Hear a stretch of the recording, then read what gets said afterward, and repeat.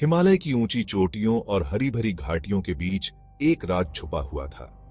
गांव वाले इसे कहते थे खूनी नदी, खून की नदी। इसका नाम घाटियों में गूंजता था, डर और रहस्य की एक भयानक फुसफुसाहट। किंवदंतियां लाल पानी की बात करती थीं, जो एक प्राचीन श्राप से सना हुआ था, जो जंगल के बीच से होकर बहता था। पीढ़ियों से गांव वाले उस निषिद्ध नदी से दूर रहे। उनके दिल डर और अंधविश्वास से भरे हुए थे। वे इसके बारे में धीमे स्वर में बात करते थे, बच्चों को खून की नदी की अतृप्त प्यास से आगाह करते थे। कहा जाता था कि इसके आसपास की हवा मौत और सड़न की बदबू से भरी हुई थी। जिन लोगों ने नदी के पास जाने की हिम्मत की, उन्हें फिर कभी नहीं देखा गया। उनका क्या हुआ कोई नहीं जानता। कहानियां अलग अलग थीं, हर एक पिछली से ज्यादा डरावनी।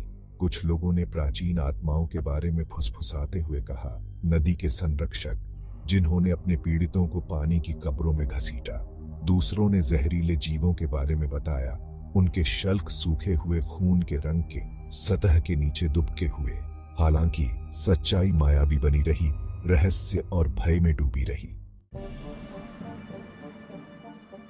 एक दिन एक टूटा हुआ पीला चर्म पत्र आया, जो गांव के मुखिया को संबोधित था। इसमें एक खोए हुए अभियान के बारे में बताया गया था, जो जंगल के अंदर गहरे दबे हुए एक छिपे हुए सच के बारे में था। लिखावट सुंदर थी, लगभग पुरातन, और उन लोगों के लिए कल्पना से परे इनाम की बात करती थी, जो इसे उजागर करने के लिए पर्याप्त बहादुर थे। मुखिया अरुण नाम का एक बूढ़ा व्यक्ति बचपन से ही ये कहानियां सुनता आया था। गांव वालों का एक छोटा समूह अभियान के लिए स्वेच्छा से काम किया। उनका नेतृत्व माया नाम की एक युवती कर रही थी, जो अपने साहस के लिए जानी जाती थी। यात्रा खतरे से भरी थी। जंगल, जो कभी जीवन से भरा हुआ था, अब उन पर हावी होता हुआ प्रतीत हो रहा था। दिन रातों में बदलते गए, हर एक पिछले से ज्यादा ठंडा और काला होता गया। जैसे जैसे वे जंगल में गहराई में उतरे, इलाका और भी खतरनाक होता गया।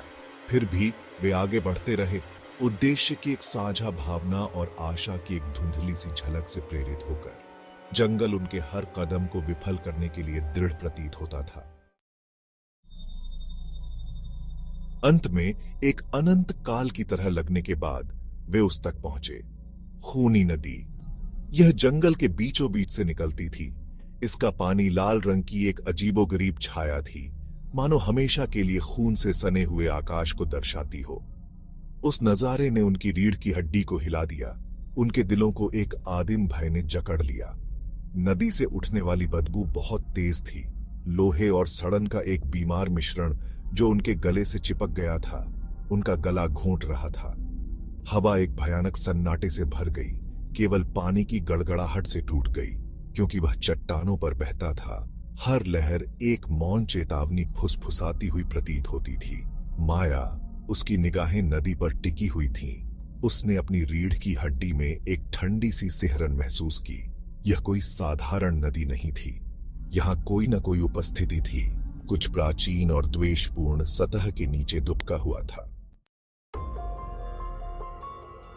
संदेह ने उनके संकल्प को कुतरना शुरू कर दिया। नदी की भयावह सुंदरता में एक भयानक आकर्षण था। इसका लाल पानी उनके अपने डरे हुए चेहरों को दर्शाता था। कहानियां, जिन्हें कभी केवल लोक कथाओं के रूप में खारिज कर दिया जाता था, अब सच्चाई की एक भयानक घंटी बजाती थी। गांव वाले उनके चेहरे पीले और खींचे हुए मार्गदर्शन के लिए माया की ओर देख रहे थे। यहां तक कि अरुण भी, जिसका चेहरा जीवन भर की बुद्धि से भरा हुआ था, अनिश्चित लग रहा था। जंगल में सबसे मजबूत इच्छा शक्ति की भी परीक्षा लेने, उनके गहरे डर को बढ़ाने का एक तरीका था। एक एक करके ग्रामीण अपनी चिंताओं को व्यक्त करने लगे। कहानियां, बदबू, अप्राकृतिक सन्नाटा, यह सब कुछ भयावह इशारा कर रहा था। उन्होंने माया से वापस लौटने की गुहार लगाई, अपनी तलाश को बहुत देर होने से पहले छोड़ने के लिए। मानो उनकी झिझक से क्रोधित होकर जंगल में जान आ गई। पेड़ों के बीच हवा गरज उठी, जिससे शाखाएं उन्माद में घूम गईं। बारिश होने लगी, तेज और लगातार, जमीन को कीचड़ के दलदल में बदल दिया। नदी सूजी हुई और क्रोधित एक द्वेषपूर्ण ऊर्जा के साथ स्पंदित हो रही थी। बिजली चमकी, जंगल को एक अंधाधुंध सफेद रोशनी में रोशन कर दिया। उस संक्षिप्त क्षण में माया ने कसम खाई होगी कि उसने नदी की सतह के नीचे कुछ हिलते हुए देखा, एक गहरे नागिन के आकार का जो उतनी ही तेजी से गायब हो गया जितनी तेजी से वह प्रकट हुआ था। उसका खून ठंडा हो गया। बिजली गिरी, उनके पैरों तले पृथ्वी हिल गई। बिजली का एक बोल्ट पास के एक पेड़ पर गिर गया, जिससे वह एक ओग्लूशिटिंग दरार के साथ दो भागों में टूट गया। गांव वाले दहशत में चिल्ला पड़े, इधर उधर भागे जैसे जंगल ने उन पर अपना कहर बरपाया हो। तेज बारिश के बीच माया ने दूर से एक हल्की सी रोशनी टिमटिमाते हुए देखी। आशा उसके माध्यम से उठी। तूफान में एक प्रकाश स्तंभ। भयभीत ग्रामीणों को इकट्ठा करते हुए वह उन्हें प्रकाश की ओर ले गई। उनके दिल डर और प्रत्याशा के मिश्रण से धड़क रहे थे। जाना विश्वासघाती था। आगे का रास्ता बारिश और हवा की दीवार से ढका हुआ था। नदी, जो अब उग्र धार में बदल गई थी, किसी भी क्षण उन्हें बहा ले जाने की धमकी दे रही थी। फिर भी माया ने हार मानने से इनकार कर दिया। प्रकाश, चाहे कितना भी धुंधला क्यों न हो, उनके बचने का एकमात्र मौका, उनके बचने की एकमात्र आशा का प्रतिनिधित्व करता था। जैसे ही वे अंधेरे में ठोकर मारते हुए आगे बढ़े, उनके कपड़े फटे हुए थे और उनके शरीर तूफान से पस्त थे। वे आखिरकार प्रकाश के स्रोत तक पहुंच ही गए। यह एक छोटी सी जीर्ण शीर्ण झोपड़ी थी, जो वर्षों से बड़ी हुई प्रतीत होती थी। झोपड़ी के अंदर एक टिमटिमाते हुए तेल के लैंप के चारों ओर हडल्ड उन्हें तूफान से आश्रय मिला। जैसे ही ग्रामीण गर्मी के लिए एक साथ हडल्ड, उनकी निगाहें एक धूल भरी पत्रिका पर पड़ी, जो एक टेढ़ी मेढ़ी मेज पर खुली पड़ी थी। इसके पन्ने उन्मत्त लिखावट और फीकी स्याही से भरे हुए जुनून, विश्वासघात और एक ऐसे रहस्य की कहानी कहते थे जो आने वाली पीढ़ियों को परेशान करेगा। पत्रिका विक्रम नाम के एक व्यक्ति की थी, जो दशकों पहले नदी के पास गायब हो गया था। वह उनकी ही तरह जवाब तलाशने जंगल में आया था, लेकिन उसकी खोज ने उसे एक अंधेरे और खतरनाक रास्ते पर ले जाया, जहां से कोई वापस नहीं लौट सकता था। विक्रम की पत्रिका में एक प्राचीन अनुष्ठान की बात कही गई थी, जो मनुष्य और नदी के भीतर रहने वाली एक द्वेषपूर्ण इकाई के बीच एक समझौता था। इसमें रक्त बलिदान की बात कही गई थी। निषिद्ध ज्ञान के लिए एक भयानक कीमत चुकाई गई थी। स्याही धुंधली थी, मानो आंसुओं से चिह्नित हो, या शायद कुछ और भयावह हो।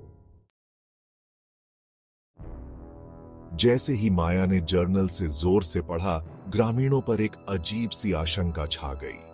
तूफान बाहर भड़क उठा, उनके दिलों के भीतर के उथल पुथल को दर्शाता है। वे जवाब तलाशने आए थे, लेकिन सच्चाई, ऐसा लग रहा था जितना वे कभी सोच भी सकते थे, उससे कहीं अधिक भयावह थी। विक्रम की पत्रिका अचानक समाप्त हो गई। आखिरी कुछ पन्ने फट गए, जिससे उन्हें जवाबों से ज्यादा सवालों के साथ छोड़ दिया गया। लेकिन एक बात स्पष्ट थी, नदी के साथ खिलवाड़ नहीं किया जाना था।